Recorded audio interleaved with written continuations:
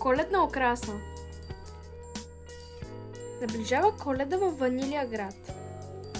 Панишпан и Карамел идват на гости на Марципан, за да украсят и да се подготвят за Коледа.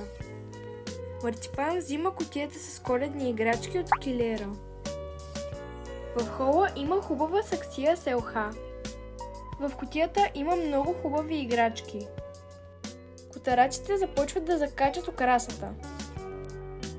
Слагат много стъклени топки,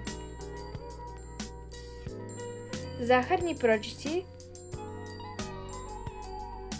светлинки и звънчета. На камината поставят лампички и гирлянд.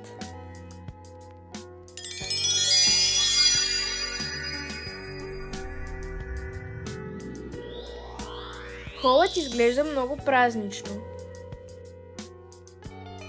Остава им още украса. Поставят саксиите с червени коледни звезди. Окачват венци и поставят още гирлянди.